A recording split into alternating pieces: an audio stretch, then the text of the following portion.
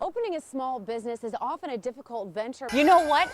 You wouldn't have thought that before today, but yeah, electricity. Well, new information tonight about the shooting death of a Texas deputy. To win this bagging competition, it's about so much more than speed. It's a great show, to be honest. You know what? It's nice. Every once in a while, I get to do the morning show, and it's a lot of fun. You can count 1, 2, 3, 4, 5, dishing out hot food and warm smiles to those who have been going without. Look at this little cute guy. Good morning. But they usually have more unique merchandise and a more personal feel. Lindsay Joy joining us tonight on the desk to talk a little football, I'm presuming. There seems to be a constant haze in the air. And if that's what it looks like, imagine what it's like for people with respiratory conditions who are trying to breathe this air. Well, good morning on this Saturday morning. I'm Caitlin Rearden. Burgers are good any time of day, and if you're feeling hungry, one man and his food truck have got you covered. Here in Spokane, while property crimes like burglary are down, it's still a major issue. We wanted to see just how easy it is for a home to be burglarized, so KHQ local news reporter Patrick Erickson went to the home of a KHQ employee, and you might be surprised by what happened. Well, what if a simple pen light pupil test like the ones that are performed every day in doctors' offices could diagnose autism in children? Today's weather should have helped out at least a little bit. We're seeing our first bit of measurable rain, and Ryan Overton is joining us now in the Weather Center. Things are looking up for a family who had a stroke of bad luck earlier this week. The new scam is making the rounds in Spokane through your mail. At this hour, people are gathering for a candlelight vigil for Tom Bashevsky, Andrew Zajac, and Rick Wheeler. And it's happening in Twisp, where the three tragically lost their lives. Right now, the Spokane City Council is preparing to vote tomorrow on a measure that would drop pot possession convictions from your record. We have new video just into the newsroom this morning showing a close call on a Connecticut highway. True, probably not even just during the holidays, all the time with the technology. A new startup company now called Blue Hair Technology Group is holding classes to bridge the digital divide between the generations. While most people are celebrating the return of their power, one family is left looking for a place to live.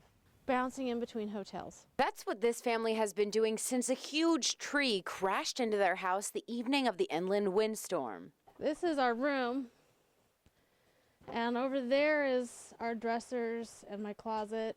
Joy Ensminger says her older son was at the hospital having surgery.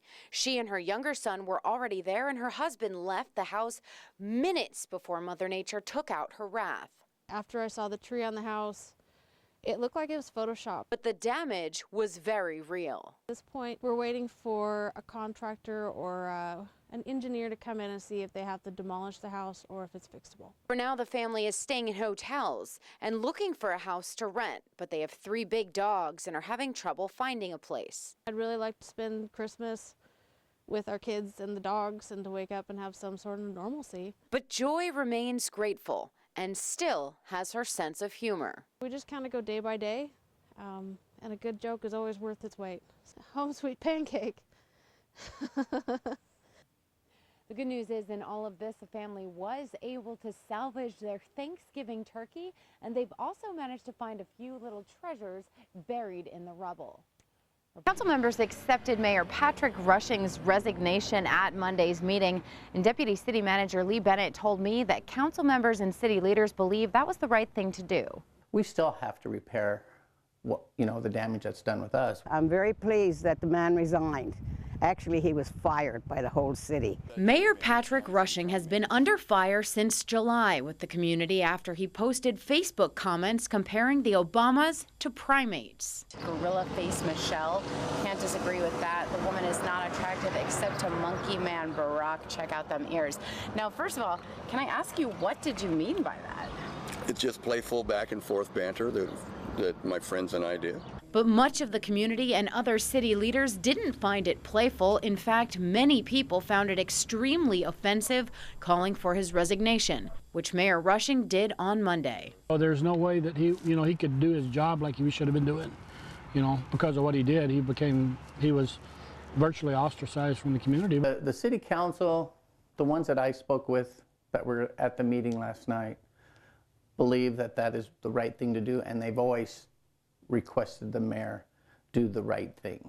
The city, we need to heal and we need to get over that, and this will help us do that. And right now, the Airway Heights City Attorney is researching the process to get a new mayor in office after Rushing's resignation becomes effective on September 1st. Reporting in Airway Heights, Caitlin Rearden, KHQ Local News. Just an unthinkable tragedy. Megan Baroni is the mother of the two girls who were killed alongside her husband on Saturday. Megan Baroni was a school nurse for Spokane Public Schools, and Spokane Montessori is just one of the schools she worked out of, the same school where her daughters Madeline and Molly were students. She's gone right now. Her heart's broken. I don't know if she'll ever be the same. Gwen McCartney, a neighbor and close friend of the Baronis, says the news of the tragic deaths of Matthew, who went by Michael, and his daughters 8-year-old Madeline and 6-year-old Molly is too much to bear. They were a beautiful family. They loved God.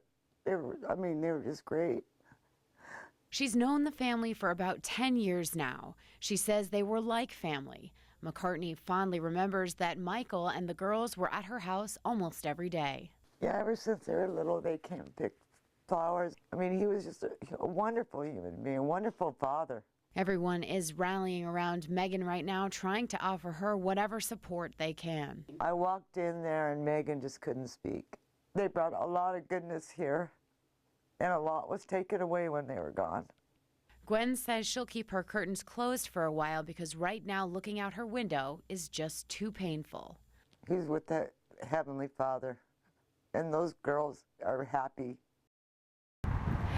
And the school does have grief counselors on hand to help staff and students deal with the loss. They're also hoping to provide financial support and some meals for Megan. Reporting in Spokane tonight, Caitlin Rearden, KHQ Local News.